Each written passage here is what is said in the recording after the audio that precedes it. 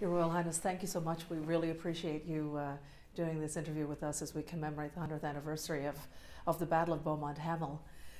Tell me a little bit about your role as the Colonel-in-Chief of the Royal Newfoundland Regiment, how long you've been and what your role entails.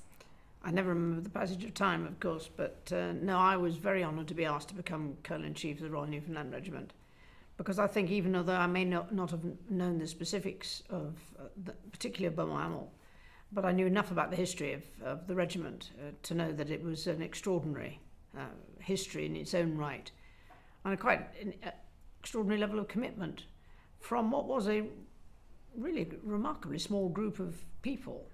So it was a real pleasure to be asked, and it's been equally nothing but an enjoyable set of engagements, whether that's been in Newfoundland or being able to join them in northern France. As we get ready to commemorate the 100th anniversary, we think a lot about it in terms of the fact that it was such a loss on the day of Beaumont-Hamel. Almost 800 men went to battle, and the next day there were barely 70 who answered the roll call. In your study of the regiment yourself, how do you see the sacrifice that was made by what was then the Dominion of Newfoundland in that battle? For me, I don't think it almost matters where it was, but except for that, knowing that there was, a comparatively small community that group of people came from, patently the impact that has on an island like Newfoundland and on sparsely populated Labrador is much bigger than it would be in many other places. So you can only imagine that every family would have been affected in some way. And even here in Britain, in terms of the First World War, you tend to feel that that's true. There's very few villages that didn't lose somebody, although, funnily enough, there are some, but that may not have been true in Newfoundland. So that commitment to join up, given that although the regiment's name had existed before, it hadn't existed as a unit until the war. So that also showed an extraordinary commitment to make the decision to join up so quickly. So they were called up from Egypt in February of 1916, and for 3 months the Royal Newfoundland Regiment, then the Newfoundland Regiment, prepared for battle. And in Gallipoli, for goodness sake. And in Gallipoli as well. We remember it for Beaumont-Hamel, but they hadn't exactly had an easy entrance into the war in Gallipoli. When you first heard of this story of this tremendous loss, what about it left an impression with you? I think if you go to which fortunately I've had the opportunity to do, to Newfoundland Park and see the memorial, and the way they've left that environment as close as it could be to where it was, although of course you go now and it's green and it's not muddy and it has trees, it has all the things that it didn't have then, but it does give you that sense of scale, and your imagination can only do so much, but it gives you that sense of scale, and what you were asking people to do was nearly within touching distance. It's a very old-fashioned system of just getting up and facing the enemy. And it was that transfer between the inexact science of hand-to-hand combat and being so much more deadly in terms of the armaments that are available to you. An extraordinary degree of bravery required to stand up and go. So many of them were just boys. There's one example of someone who was decorated with the Victoria Cross by your great-grandfather, a young man named Tommy Ricketts, and he got his medal for a battle in the final stages of the war. We remember the overall battle. How important do you think it is to remember as well the individual sacrifices and the individuals who were lost and some of whom came home? Every battle is the cumulative effect of individuals, and although it's convenient to remember them as names of places, it's very much more difficult really to remember it was all about individuals, but yet those individuals also chose to act together on behalf of something that was bigger than them, so that they were no longer individuals. They were fighting for a cause that didn't make them feel like individuals in that way. And yet you can't not remember the individuals, because they were a hugely important component part And without that commitment, you simply couldn't have argued the toss. And nobody would have gone, there would have been no successful defence of that line.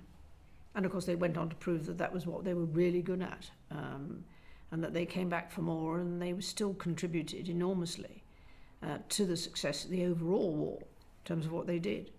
And that says a lot for those who joined after Beaumont-Hamel, because if before that they only had a vague idea of what they were getting involved in, the ones who joined up after that and made up the numbers knew exactly what they were getting involved in. And that was a truly extraordinary commitment. And they were the only regiment to have conferred upon them the honour of the title Royal, again conferred by your great-grandfather. At the time... But what was unique about that was actually during a war, yes, and not as a result of the war, which is very different. Why do you think that's significant? I think, again, because of the level of sacrifice, and I think his understanding of exactly what that meant. There was nothing... It's a very defined area, Newfoundland. I mean, it's an island. Labrador is a huge empty space. It's a very defined area with a very few number of people. And whichever way you look at that, that's an enormous commitment to make. And I think the King recognised that very early on for exactly that. What have been your impressions from your visits to Newfoundland and to the regiment? Well, I suppose what strikes you is that it's still, quite a pioneering part of the world. I think, that's where they are. It still makes them a very independent-minded group of people. They are pretty much on their own. And I know they're very much part of Canada. But just your geography makes that, and you have to fall back on your own resources most of the time. And you still get that feeling that it's a well-thought-out commitment, that they do it because that's what they feel is right. That's their decision. And our commemoration of Beaumont-Hamel on Memorial Day happens to fall on the same day as Canada Day, which is a great day of joy and celebration for us. Again, it's part of what makes the place unique. But of course that's in a way coincidental and arguably kind of lack of forethought, that they hadn't spotted the fact that for Newfoundland this was already a Memorial Day rather than a day of celebration. But I think it works reasonably well. It does, until 11/11 we Exactly, commemorate, and after that we celebrate being part of Canada. You stood at the War Memorial in St. John's, and you laid a wreath and you looked out the Narrows. Can you recall what your feeling would have been at that time? Well, it's different in wherever you are, but there's a commonality about memorials. And in my position, I suppose I've been lucky to have visited and seen quite a few. I'm always affected by them because it does represent memories. It represents a degree of service in a way that nothing else quite does. But what is important in terms of where it is in St. John's, it represents the modern generation's understanding and respect for what went before. And the way they treat their war memorials is critical to that. The visits at the Newfoundland Park at Beaumont-Hamel seem to be increasing all the time. And why do you think that might be?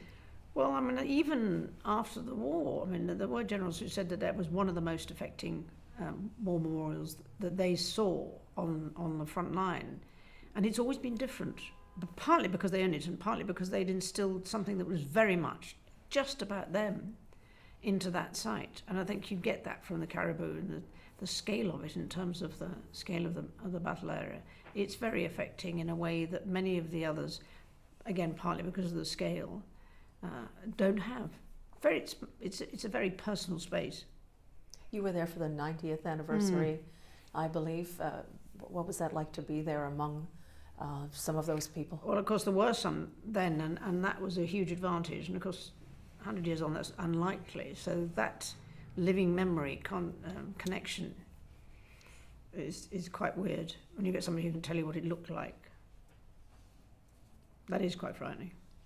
We are such a small place, and maybe that is why the connection to the Royal Newfoundland Regiment and battles that have been fought is still so alive. Very few of us are not related to Exactly. or don't know someone. Is there a certain something, a cohesiveness that you see that comes from a smaller community such as Newfoundland that may not exist elsewhere? It's smaller communities, but islands have that. I think that very strong sense of community. And of course, people tend to know each other, even if they don't know each other. I mean, there is an awareness about your community which is different in islands, particularly of that size, than there are anywhere else. And that history remains, and it remains as part of your spoken history as well as the written history. So I think it is different in those sort of societies because they keep them alive in a way that other places find difficult to do. It almost seems like it's part of our DNA. Well, I'm sure it is, because I mean, your DNA before that must have kind of been very straightforward. I mean, it was a hard place to live. You know, it doesn't matter how you look at it.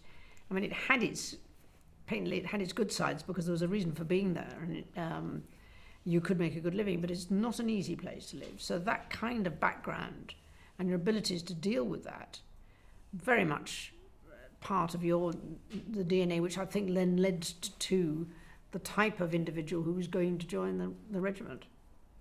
There's a lot of interest now leading up to the commemoration of the 100th anniversary. What do you think needs to be done in order to sustain that level of interest once the anniversary has passed?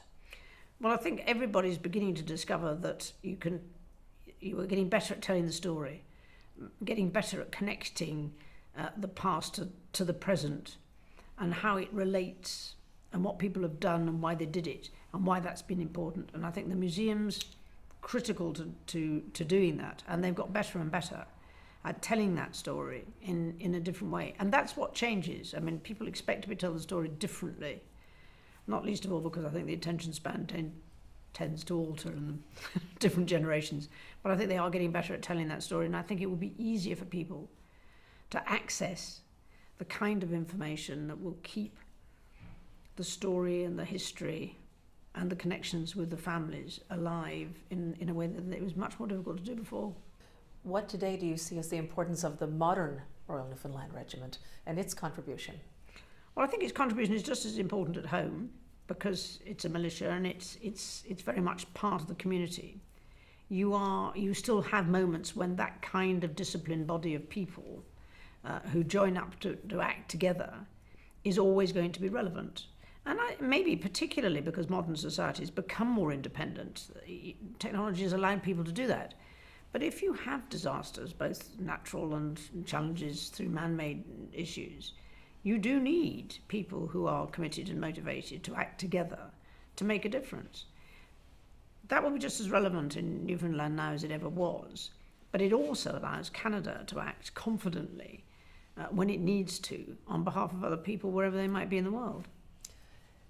Not to put you on the spot, but is there a memory, an individual memory, or a collection of memories that sits with you from your visits there over the years? No, I doubt if there's a single memory because it's been such fun, being involved with the regiment, and every time you finish a visit, there are all sorts of stories that have been added to that collection and just built the enjoyment, really. And the individual stories which have made an impact on the regiment itself and the way they've translated that into their lives in the community and what a difference that makes. So no, I think it's just been a pleasure to have been involved. And as I say, it's a real honour to be in any way associated with the Royal Newfoundland Regiment and certainly celebrating its past because, and we're not just talking about Beaumont-Hamel, but to understand that it could have wiped them out, and it didn't. What message would you like to leave for the people of Newfoundland and Labrador on this occasion? Well, I hope I know that when I go, you can feel the pride in the regiment and the fact that it is still going. And I think that is an important reference point. I mean, it is a different relationship, but then nonetheless, they understand that this is a huge expectation from the past, that they will remain competent and, as I say, committed to Newfoundland and to their fellow citizens for the future. and I'm sure that that's what they will continue to do. It is, in some places, it's really difficult to get that connection between, I think, the militia and the community. I think in Newfoundland, they still manage to get that balance pretty well right. Your Royal Highness, you're thought of very, very well in Newfoundland and Labrador, and your visits there have been appreciated. I understand your last visit was when you conferred the colours upon the regiment. Yes, which is always a pleasure. It's a special occasion, colours, for everybody. And as I say, it concentrates, in that instance, not just on Beaumont-Hamel, of course, because it reminds you of all of the battles that they were involved in. And it increases the understanding of just how much they achieved from a really very small base and number of people. Your Royal Highness, it's been a wonderful pleasure, and I thank you for making yourself available to speak with us today. Pleasure. Well, thank you for spreading the word for the Royal Newfoundland Regiment. I think they'll be very grateful. Thank you so much, ma'am.